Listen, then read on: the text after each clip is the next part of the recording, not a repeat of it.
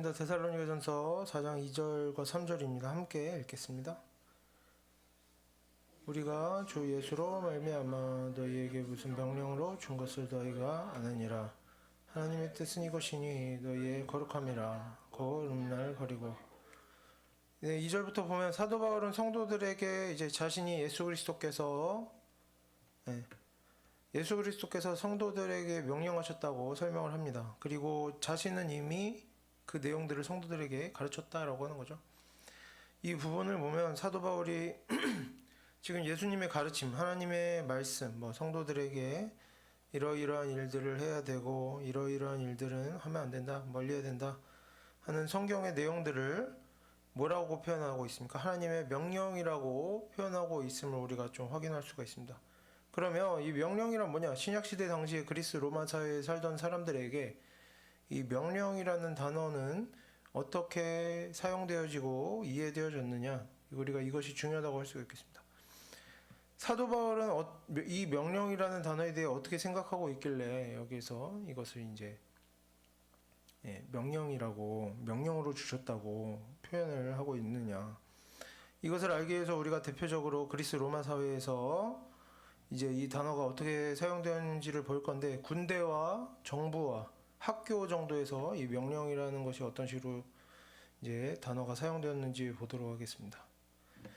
당시 이제 군대에서는 명령이라고 전달된 것이 만약에 실제로 시행이 되지 않고 명령을 어기는 일이 있다고 하면, 예를 들어서 근무 태만이라던가 부대 밖으로 나갔다가 정해진 시간을 넘겨서 복귀한다던가 무기 관리를 소홀하게 한다던가 무례한 태도를 보인다던가 하면, 이제 처음에는 어떻게 하느냐, 그런 잘못을 저지르면, 명령을 어기면 처음에 어떻게 하느냐, 부대 전체 사람들이, 병사들하고 이제 부대 전체 사람들이 보는 앞에서 당사자를 채찍질하거나, 이제 조금 더 심한 명령을 어긴 경우에는 이제 모든 사람들이 보는 앞에서 동료 병사들이 이제 막대기를 들고 나와서 집단으로 구타를 했다고 합니다. 이게 연극성으로 이제 수치를 주려고만 하는 게 아니라 이렇게 체벌을 당해서 얻어맞고 나면 며칠 동안은 움직일 수 없는 상태가 되었다고 합니다. 이것은 이제 가벼운 처벌이었고요.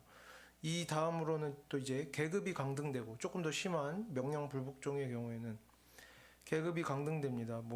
이제 병장이었다가 상병으로 떨어지고 이런 거죠. 계급이 강등되고 봉급이 깎이고, 심하면 이제 봉급을 받지 못하게 되고 위험한 임무를 맡기는 경우들도 있었고요. 이제 심하게 탈영이나 반란 같은 명령 어기는 정도가 심하면 이제 사형을 했다고 합니다. 군대에서는 이렇게 했고, 로마 정부나 이제 각 도시 행정기관에서 데살로니가 지역에도 이제 그 도시의 행정기관이 따로 있었겠죠. 로마 정부만 있는 게 아니라. 이런 각 도시 행정기관이나 로마 정부에서도 시민들에게 명령으로서 뭔가를 전달합니다. 그래서 시민들이 이 명령을 어기면 어떻게 되느냐? 처음에는 이제 벌금을 내거나 공직자로 일할 수 있는 기회를 완전히 박탈당하거나 감옥에 투옥되거나 도시에서 추방되거나 하는 식의 처벌들이 있었다고 합니다. 이제 학교에서도, 이제 당시 철학 학교에서도 이 명령이라는 것을 지키는 것이 중요했습니다. 철학 학교라는 것은 이제 어린 아이부터 20대 초반까지 다녔다고 하는데, 초중반까지 다녔다고 하는데, 여기서도 명령이라는 것이 매우 중요했습니다. 이 철학 학교의 경우에 교회 공동체와 성격이 가장 비슷합니다. 왜냐하면 학생들이 월급을 받는 것도 아니고, 그렇죠. 감옥에 가두는 것도 아니니까요. 교회 공동체와 성격이 가장 비슷한데, 실제 보면 그렇습니다. 그 내용들이. 일단 학교에서 명령을 어기면 어떻게 되느냐. 가장 가벼운 처벌로 공개적인 꾸짖음이 있었다고 합니다. 사람들이 다 보는 앞에서 이 사람이 뭔 잘못을 했는지 이렇게 하는 겁니다. 그리고 조금 심한 잘못을 한 경우에는 스승과 제자의 관계가 단절되고 더 이상 교육을 받을 수 없는 상태가 되었다고 합니다. 그리고 스승이 여러 번 권면해도 그런 일을 하면 안 된다, 이런 것들을 잘 해야 된다, 권면해도 제자가 듣지 않으면 스승은 이제 공개적으로 사람들 앞에서, 이제 사람들을 모아놓고 사람들 앞에서 이 사람은 더 이상 내 제자가 아니다 선언을 하고, 강의도 참석하지 못하게 하고 식사 모임에서도 제외했다고 합니다. 그리고 이런 처벌이 있게 된 후에는 그냥 끝이냐, 제자가 스승 앞에서 사과하고 잘못을 인정하거나, 이제 학교마다 좀 달랐는데요. 이제 이것에 더해서 사과를 하고 잘못을 인정하고 학교에서 정한 노동이나 봉사의 분량을 채우면 다시 제자의 지위가 회복되거나 하는 일들도 있었다고 합니다. 하지만 모든 제자들이 다 지위를 회복할 수 있는 것은 아니었다고 해요. 명령을 따르지 않은 이후에도 뉘우치고 변화되어지는 모습이 보이지 않거나 아니면 그 명령 어기는 정도가 심했을 경우에는 완전히 공동체에서 쫓겨나는 경우도 있었습니다. 어떤 공통점이 보입니까? 이 명령이라는 것에 대해서 처벌이 반드시 따라왔다는 것을 우리가 확인할 수 있죠. 이것이 바로 그리스 로마 사회에서 사람들이 이 명령이라는 표현을 사용하고 받아들이는 방식이었습니다. 간단하게 요약하면 신약 시대 그리스 로마 사회에서는 명령이라고 하는 단어를 사용할 때는 어떻습니까? 좋고 싫고 하고 싶고 하기 싫고 할 수 있고 할 수 없고가 문제가 아닙니다.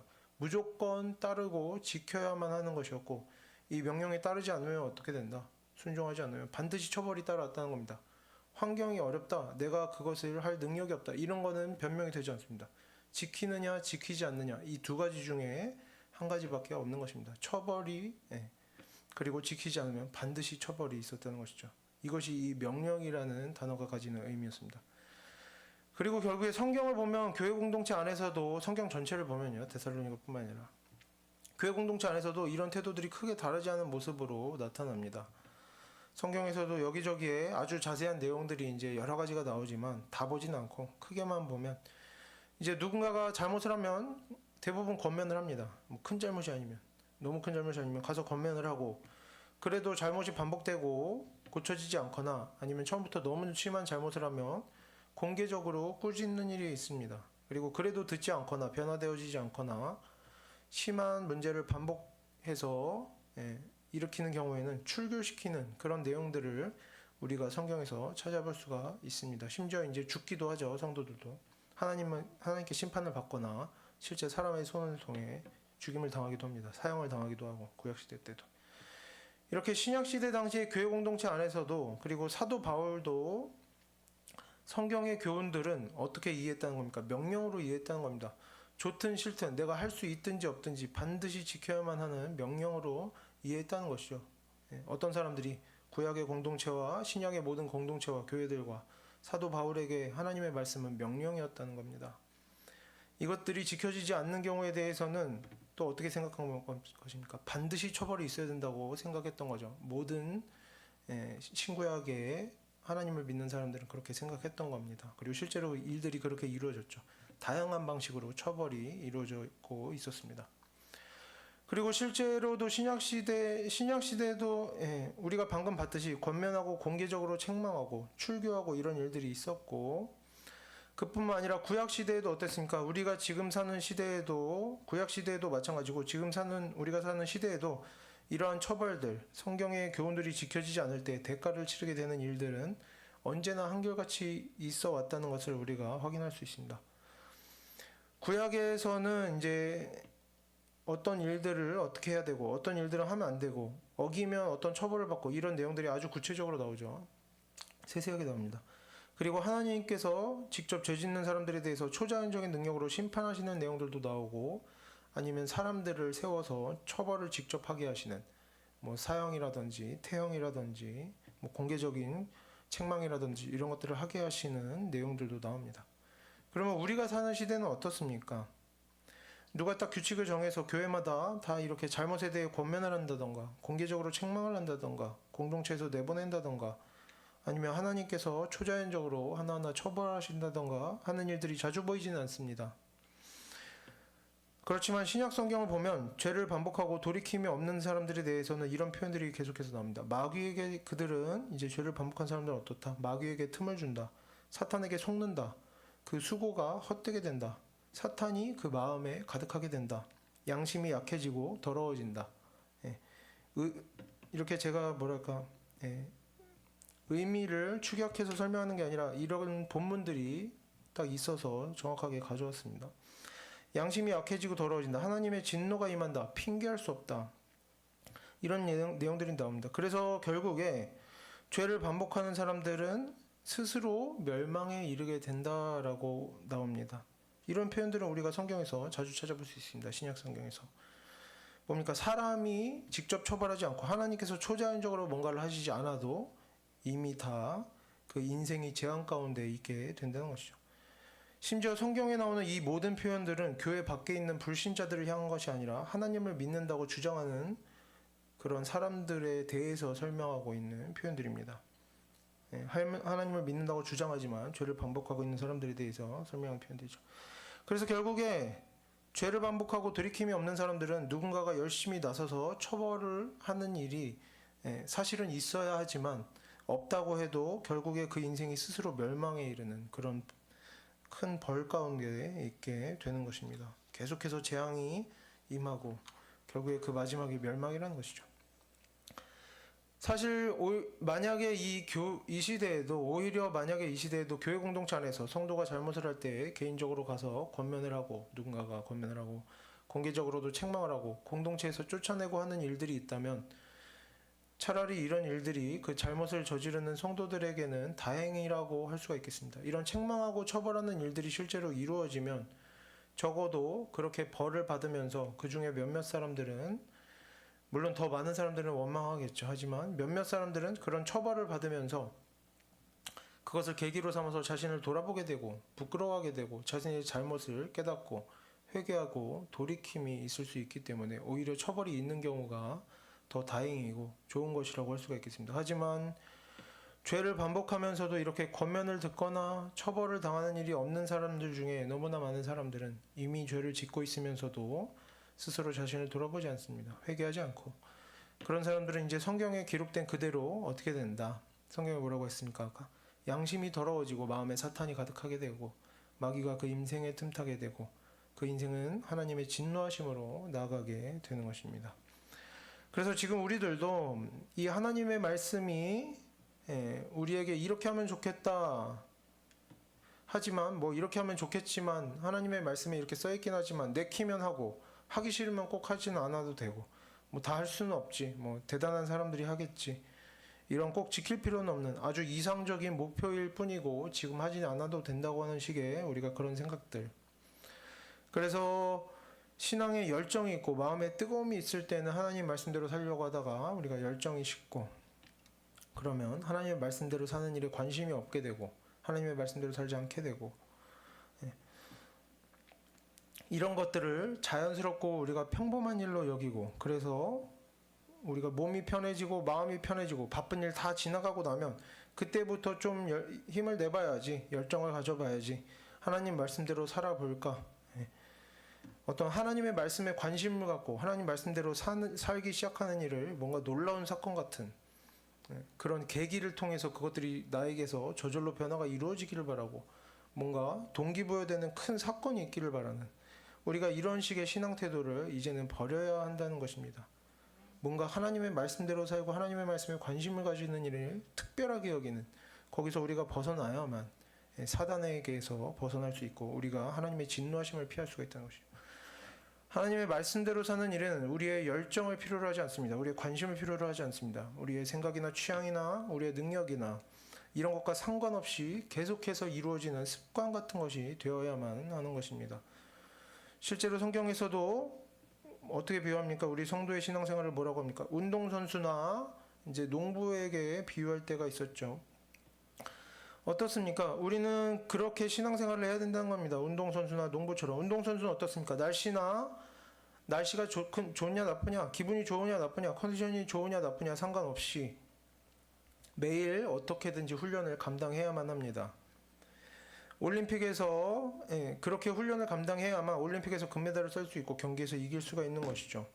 뭐 오늘은 컨디션이 안 좋으니까 안 할래, 날씨가 안 좋으니까 쉴래 라고 하는 사람들은 승리할 수 없을 뿐만 아니라 운동선수로서의 직을 유지할 수조차 없게 되는 것입니다. 농부는 어떻습니까? 기분이 좋든 나쁘든 컨디션이 좋든 나쁘든 경조사가 있든지 없든지 몸이 건강하든지 아프든지 매일 밭에 나가서 일을 해야만 합니다.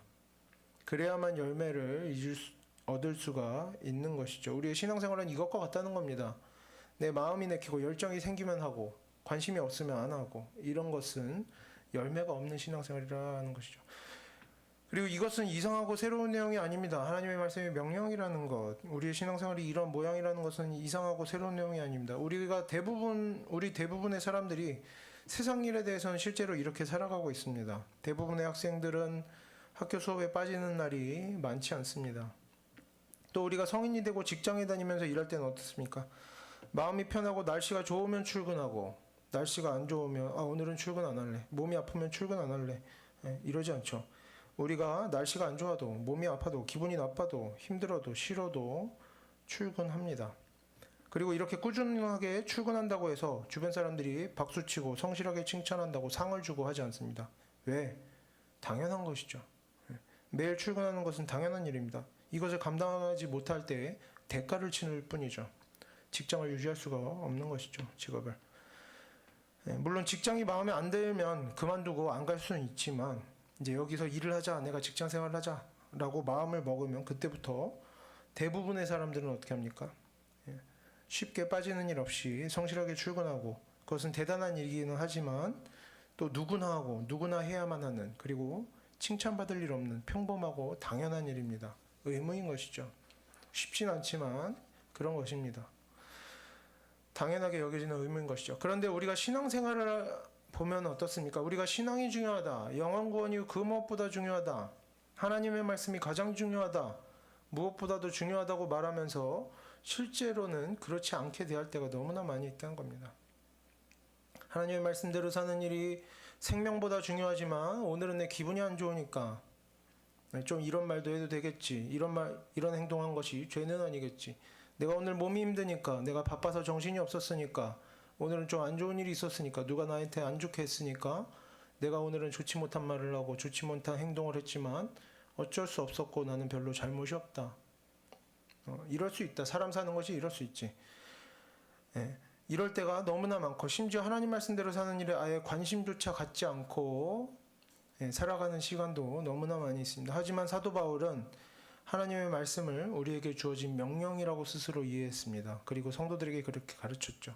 그래서 자신이 어떻게 하니까, 자신부터 고린도에서나 아덴에서나 지금 남을 살필 때가 아닌데 고난 중에 있을 때에도 어떻게든 이웃을 사랑하고 성도들을 보살피고 하나님의 말씀대로 살아가려고 희생하며 고난을 감당하며 애쓰는 모습을 보여줍니다. 좋아서가 아니죠. 해야만 하기 때문에 싫어도 힘들어도 억지로 참고 감당하는 것입니다. 왜냐? 하나님의 말씀대로 사는 일이란 본래 그렇게 해야 되는 것이기 때문입니다. 내 몸 편하고 마음 편할 때만, 내킬 때만, 열정이 생길 때만 감당하면 되는 것이 아니라, 내가 고난 중에 있을 때에도, 몸이 힘들고 마음이 아프고 상황이 어려울 때에도 무조건 감당해야만 하는 일이 하나님의 말씀대로 사는 일이기 때문에 사도 바울은 그렇게 살아왔던 것입니다.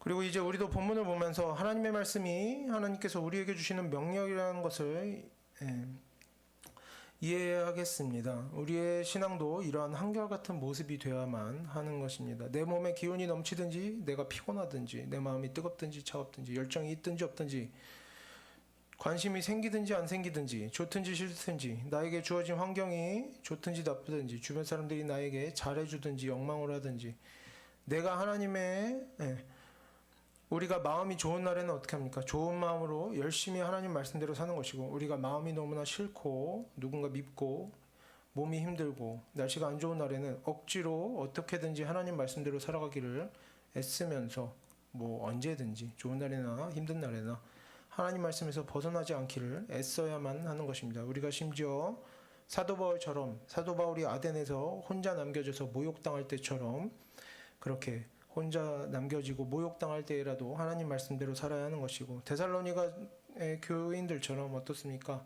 고난당하고 주변 사람들이 잡혀가고 죽어나가도 어떻게 해야 되는 것입니까? 싫어도 힘들어도 하나님의 말씀대로 살아가야만 하는 것입니다. 그것이 하나님의 명령인 것이죠. 우리가 오늘 본문을 통해서 분명하게 확인할 수 있는 내용은, 하나님께서 성경을 통해서 우리에게 주신 모든 말씀들이 어떻다는 것입니까? 우리가 좋든 싫든 반드시 지켜내고 감당해야만 하는 내용들이라는 것. 나는 그렇게 감당할 능력이 없다, 마음이 없다, 나에게 그렇게 많은 사랑이 없다 라는 것이 핑계될 수 없다는 거죠. 하나님께서는 이것을 우리에게 조언이나 참고사항으로 주신 것이 아닙니다. 우리에게 명령으로 주셨다는 것을 우리가 기억해야겠습니다. 그래서 우리가 이 성경의 내용들은 실제로 지켜질 때야만이 우리가 하나님을 기쁘시게 할 수 있는 것이고, 반대로 이 내용들이, 이 명령들이 지켜지지 않으면 거기에는 반드시 처벌이 있고 대가가 따르게 되는 그런 명령들이라는 것을 우리가 이해하고 기억하면서 우리의 신앙생활이 언제나 어떤 날에든지 한결같은 모습으로 언제나 선한 말과 선한 행동으로 나타나게 되기를 바랍니다. 또 우리가 그렇게 매일을 하나님의 말씀대로 살아갈 때, 좋을 때든 싫을 때든 하나님의 말씀대로 살아갈 때 그 인생에 반드시 하나님의 일하심이 분명하게 나타나게 될 것임을 믿습니다. 넘어가서 3절을 함께 보도록 하겠습니다. 하나님의 뜻은 이것이니 저의 거룩함이라 곧 음란을 버리고. 2절에서 하나님의 명령이라는 말이 나온 다음에 3절부터 이어지는 9절에서는 그 명령에 대한 구체적인 내용이 나옵니다. 그래서 우리가 3절을 보면 하나님의 뜻은 이것이니 너의 거룩함이라 이렇게 나오고, 그 다음부터 음란을 버리고 하면서 하나님의 뜻이 거룩함인데 거룩함의 내용들이 뭐냐 이렇게 목록으로 쭉 나옵니다. 그래서 거룩함이 뭔지를 좀 봐야겠죠. 거룩함이라는 것은 구별되다, 따로 떼어놓다 이런 의미를 가지고 있습니다. 우리가 뭐 이런 거룩함에 대한 건 설명을 많이 들으실 것 같고, 그래서 우리가 거룩함 하면 어떻게 생각합니까? 거룩함이 뭐냐? 깨끗함, 더러움 이런 것과 연결시키면서 도덕적으로 죄를 멀리하는 것을 많이 생각하게 됩니다. 하지만 거룩함이라는 것은 죄를 멀리하는 도덕적인 의미도 가지고 있지만 그보다 훨씬 더 큰 의미를 가지고 있음을 우리가 좀 알아야겠습니다. 도덕을 넘어선다는 것이죠. 예를 들면 성전에서는 성전 안에 금잔이나 향로나 제단 도구들을 거룩하다라고 합니다. 이 물건들이 거룩하다라는 것은 이 물건들이 착하다, 도덕적이다라는 것이 아니죠. 하나님께서 쓰시도록, 하나님께만 쓰시도록 구별되었다라는 겁니다. 사람을 위한 용도로는 사용되어서는 안 된다라고 하는 구별됨의 의미가 있는 거죠. 이런 원리는 사람에게도 적용됩니다. 제사장은 거룩한 자라고 불립니다. 이것은 제사장이 죄가 없어서가 아닙니다. 도덕적으로는 완벽하지 않더라도 하나님을 위한 일을 하는 구별된 직분을 가지고 있기 때문에 구별되었다는 의미에서 거룩하다라고 하는 것입니다. 우리 성경을 보면 하나님께서는 하나님의 백성들이 또 거룩해야 한다고 하시죠. 하나님께서는 또 뭐라고 하십니까? 하나님의 백성들을 만민 중에 구별하셨다. 나에게 속하게 하셨다. 나에게 속하게 했다라고 하셨습니다. 그래서 이제 오늘 본문을 보면 우리에게 명령으로 주어진 하나님의 뜻, 그래서 우리가 좋든 싫든 감당해야만 하는 하나님의 뜻이 뭡니까? 뭐라고 합니까? 거룩함이다. 하나님께서 거룩함을 명령하신다고 합니다. 근데 거룩함인데 지금 본문에서는 가장 먼저 우리의 거룩함의 첫 번째 예시로 이제 뭐라고 합니까? 음란함을 버려야 한다라고 합니다. 갑자기 왜 음란을 버려야 되느냐, 버리라고 나오느냐, 이것을 이해하기 위해서 우리가 또 신약시대의 그리스 로마 사회의 상황을 좀 알아야 합니다. 신약시대 그리스 로마 사회에서 결혼이라는 것은 보통이 일반적으로 사랑해서 하는 것이 아니었습니다. 가족과 가족 사이에 합의하에 서로 모르는 남자와 여자가 만나서 하는 것이 보통이었습니다. 뭐 알 수도 있겠지만 뭐 그런 것과 상관이 없다는 거죠. 서로 아냐 모르냐, 좋아하냐 아니냐 상관이 없습니다. 그러면서 남자들이 결혼한 후에 가정이 아닌 밖에서 아내가 아닌 다른 여자를 만나는 것은 너무나 자연스럽고 당연한 일로 여겨졌습니다. 대부분의 사람들은 이것을 비난하지 않고 이상하게 여기지도 않았습니다. 예를 들면 이제 당시에 유명하던 연설가, 철학자, 뭐 역사학자, 정치인 이런 사람들 중에 지금까지도 알려져 있는 사람들 뭐 범죄자로 악한 사람으로 알려진 게 아니라 뛰어난 어떤 작가로, 학자로 알려진 사람들을 보면 이런 사람들이 있습니다. 뭐 플루타르크, 키케로, 호레이스 뭐 이런 사람들이 있는데, 이런 사람들이 썼던 기록들을 보면 어떤 내용들이 나오냐면 이런 게 나옵니다. 다른 남자의 아내와 만나기보다는 매춘부와 관계하면서 자신의 성욕을 충족시킨 남자들을 칭찬하는 기록이 나옵니다. 다른 남자의 아내를 탐하지 않았다. 건전하게 어떻게 했다? 매춘부와 만났다라고 칭찬하는 겁니다. 네, 굉장히 건전한 성생활을 했다고 칭찬하는 거죠. 또 어떤 기록들이 있냐면 아내는 가정의 수호자로서의 필요하다. 그 역할을 다한다. 그리고 첩은 남편의 행복을 위해서 필요하다라고 하는 기록들. 그리고 성매매를 비난하고 반대하면 그 사람은 지나치게 엄격한 것이다. 평범한 사람이 아니라 지나치게 엄격한 것이며 성매매는 지극히 일반적이고 평범한 행동이다라고 설명하는 이런 기록들이 지금까지 너무나 많이 남아 있습니다. 2000년 전의 기록들이 지금까지 남아 있다는 겁니다. 얼마나 많이 그런 내용들이 전해지고 알려졌으면 지금까지 그 기록들이 남아 있겠습니까? 당시 사회에서 여자를 대하고 성을 대하는 일반적인 태도가 이러했습니다. 그 누구도 죄책감을 느끼지 않고 이것을 이상하게 여기지 않았습니다. 데살로니가의 성도들은 이런 그리스 로마 사회에서 이방인으로 평생을 살아왔습니다. 그러다가 이제 어떻게 됩니까? 하나님을 믿게 되었죠. 그래서 지금 사도 바울이 이 성도들에게 하나님의 명령을 따라라, 거룩해야 한다라고 하면서 뭐라고 합니까? 음란을 버리라 말하는 것은 하나님을 믿는다면 어떻게 해라? 이전에 당연하게 여기던 생활 습관이라도 버리고 전부 버리고 이전에 당연했던 것들, 뭐 일상적이었던 것들, 모든 사람들이 비난하지 않고 좋은 것으로 평범한 것으로 여기던 것들도 버려라. 완전히 변화되어지기를 요구하는 것입니다. 심지어 이 사회가 뭐 도덕적으로 무능했냐 그렇지도 않습니다. 이 성의 질서에 또 나름의 질서가 있었습니다. 매춘부를 데리고 성매매를 하거나 집에 첩을 들여서 같이 살면서 이런 것들은 괜찮지만 아까도 나왔었죠. 다른 남자의 아내를 탐하서는 안 된다. 그리고 이제 사람들이 이제 비난하는 일들이 또 있었습니다. 종교 행위를 하면서 막 남자 여자가 섞여서 동성애, 이 사람이 누군지 알아보지도 않고 옆집 아내인지 남편인지 뭐 친척인지 막 이런 거 상관없이 다 막 성관계를 하는 그런 모습들도 있었는데 이런 건 또 비난을 합니다. 그러니까 이들도 나름대로 성에 질서가 있었기 때문에 마음껏 성매매를 하고 첩을 막 10명, 20명 들이면서도 나는 굉장히 도덕적인 사람이라고 스스로 생각할 수 있었던 것이죠. 그런데 사도 바울이 뭐라고 합니까? 그런 것들을 버려라. 너희의 도덕을 버려라. 평범한 것들, 일상적인 것을 버려라. 요구하는 겁니다. 지금 데살로니가의 성도들이 이런 얘기를 듣고 있습니다. 사도 바울에게 거룩하라고, 음란을 버리라고, 이전에 일상적으로 하던 일들을 완전히 버리라고. 근데 지금 성도들이 상황이 어떻습니까? 성도들이 너무나 풍족하게 잘 먹고 잘 살아서 배 두드리면서 살고 있는데 와서 훈계를 하는 것입니까? 아니죠. 이미 지금도 다른 사람들과 구별된 모습으로 살아가고 있습니다. 예를 들면 데살로니가 지역은 이제 로마의 왕을 신으로 섬기는 걸 아주 중요하게 생각했다고 했죠. 처음에 배경 설명에서. 이런 흐름을 거부하고 있습니다. 데살로니가의 성도들은. 로마 정부나 데살로니가 지역의 행정기관에서 시민들에게 요구하는 제사의식에 참여하지 않고 있는 겁니다. 그래서 고난을 당하고 있습니다.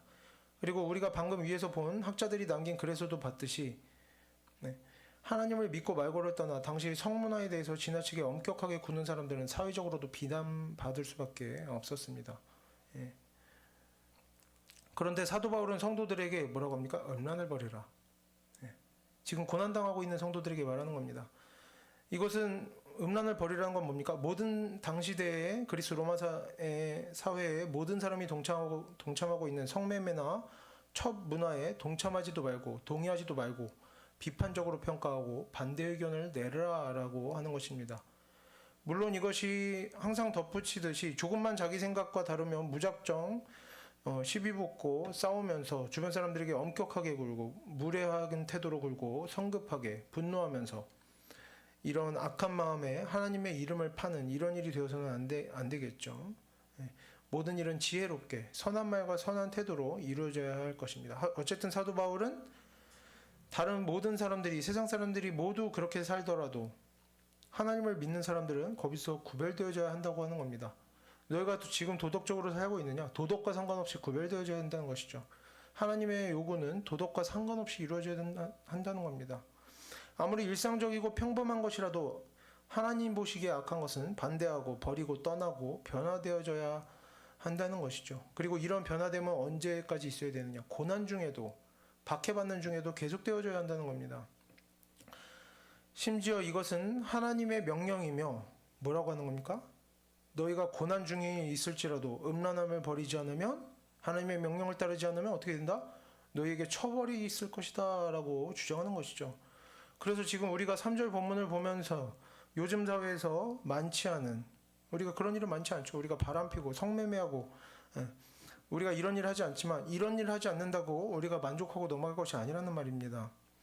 정말 우리가 하나님을 믿는다면 세상과 구별된 인생, 거룩한 인생 살기를 애써야 하는 것입니다. 세상 사람들이 보기에 착한 도덕적인 그런 인생을 넘어서야 한다는 것이죠. 위에 거룩함에 대해 이야기했듯이 거룩함은 도덕적인 것을 넘어서는 구별됨을 말합니다. 예를 들면 이런 것입니다. 모든 사람들이 첩을 들이고 살고 성매매를 하면서 살아가던 그리스 로마 시대에는 내가 성매매를 한다고 첩을 들인다고 비도덕적이라고 욕먹을 일은 없었습니다. 눈치를 볼 일도 없죠. 왜냐? 그것은 모든 사람들에게 일상적이고 평범한 일이고 심지어 모범적인 일이라고 여겨졌기 때문입니다. 칭찬까지 받는 일이었죠.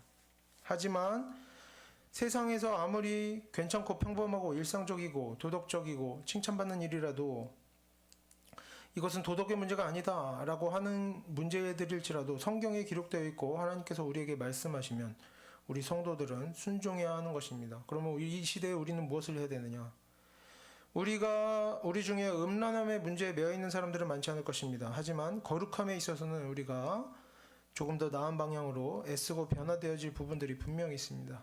세상에서 어떻습니까? 세상 사람들은 거짓말하고 분노하고 숨기고 남을 속이고 다투고 하는 것들을 그럴 수 있는 것, 누구나 할 수 있는 것, 일상적인 것이라고 평범한 것이라고 말합니다. 뭐 폭력까지 가지는 않으니까 되게 모범적이다, 도덕적이다라고 뭐 그런 식으로도 할 수가 있고요. 뭐 사람이 다 그렇게 살지라고 말을 하죠. 또 개인적으로는 우리가 지금 상황이 어렵거나 아니면 과거에 험난한 시절을 보냈거나 하면 현재 사회적으로도 우리의 어떤 거친 모습들, 부족한 모습들, 죄의 습관들이 어쩔 수 없었다. 과거에 그런 일이 있었기 때문에 지금 이럴 수밖에 없다. 그럴 만한 모습이다. 이해가 된다. 이해되어지고 배려받는 경우들도 많고 스스로도 만족하는 경우들도 많이 있습니다. 저 사람은 혹은 나는 과거에 너무나 힘들게 살아서 이렇게 화내는 습관, 거짓말하는 습관, 다투는 습관, 욕심내는 습관이 있을 수밖에 없다. 이해가 된다. 그럴 만하다. 생각해 보면 굉장히 괜찮은 정도다. 심지어 모범적이다. 예. 그리스 로마 사회와 똑같은 겁니다. 저 사람은 성매매를 열심히 하고 첩을 10명, 20명 들이지만 굉장히 모범적으로 살고 있다. 이런 것이죠. 이런 분위기가 얼마든지 있을 수 있다는 겁니다. 2000년 전에도 있었고 지금도 있는 겁니다. 하지만 이런 태도들 어떻습니까? 이런저런 이유들 때문에 사회적인 분위기 때문에 내 과거 때문에 내가 겪었던 일들 때문에 다들 그렇게 사니까 악한 죄들을 그럴 수도 있는 것, 일상적인 것, 평범한 것, 괜찮은 것, 나름 잘 살고 있는 것, 어쩔 수 없는 것으로 여기는 태도들이 바로 어떤 모습입니까? 거룩하지 못한 모습이고 구별됨이 없는 모습이라고 할 수가 있는 겁니다. 사탄이 권세 잡은 세상에서는 언제나 그런 말들이 우리의 귀에 들어옵니다. 그렇게 살아도 어떻다? 괜찮다. 잘 살고 있다. 그 정도면 문제 없다. 그 정도는 어쩔 수 없다. 이유가 있다. 라고 말하면서 사단은 무엇을 바랍니까? 모든 인생이 구별되지 않기를, 죄에서 벗어나지 못하고 평생 살아가기를 바라는 것입니다. 이 세상에서 범죄하는 일들이 계속해서 유지되어지고 늘어나고 반복되어지기를 원하는 것이죠. 하지만 하나님께서는 모든 하나님의 자녀들이 거룩하기를 원하십니다. 어떤 사람들까지 지금 고통받는 중에 있는 가족과 친척이 죽어나가는 데살로니가의 성도들에게까지 어떻게 합니까? 거룩해라. 명령이다. 라고 하시는 겁니다. 하나님께서는 하나님의 백성들이 세상과 구별되어지기를 바라고 변화되어지기를 바라고 거룩해지기를 원하시는 것입니다. 그래서 우리가 이러한 거룩함에 대해서 묵상하면서 우리 자신을 돌아볼 수 있게 되었으면 좋겠습니다. 나는 세상 사람들이 말하는 괜찮은 모습 안에서 만족하며 살아가고 있지는 않은가? 나는 지금 하나님의 명령을 따라서 자신을 돌아보며 거룩함으로 나아가려고 애쓰고 있는가? 나는 나의 모두 부족한 것들, 죄들, 악한 습관들을 지금 더럽다고 여기고 부끄럽게 여기고 있는가? 아니면 이 정도는 괜찮다, 잘 살고 있다라고 생각하고 있지는 않은가? 우리가 돌아볼 수 있었으면 좋겠습니다. 하나님께서는 거룩함을 원하시고 거룩함을 우리에게 명령하십니다. 그래서 사도 바울은 우리가 고난 중에도 하나님의 말씀대로 사는 일들을 반드시 감당해야만 한다고 말했고 또 자신이 그렇게 살았습니다. 그래서 우리가 이런 예시들을 보면서 우리 자신들을 돌아봐야겠습니다. 나는 지금 하나님을 두려워하며 그 명령에 따르기를 애쓰고 있는가? 아니면 죄 가운데 살아가면서도 평안한 마음으로 살아가고 있지는 않은가? 우리가 이렇게 거룩함에 대해서 계속해서 묵상하면서 우리의 작은 부족함과 악한 것들도 어떤 핑계나 변명이나 이유를 대는 것도 용납하지 않고 우리가 모든 죄를 멀리하고 더럽게 여기고 우리가 점점 더 거룩한 모습으로 변화되어져 가면서 우리가 하나님과 동행하는 인생, 하나님의 역사심을 경험하는 인생, 기쁨과 감사함으로 정결함과 거룩함으로 살아가는 인생들이 되기를 바랍니다. 함께 기도하겠습니다.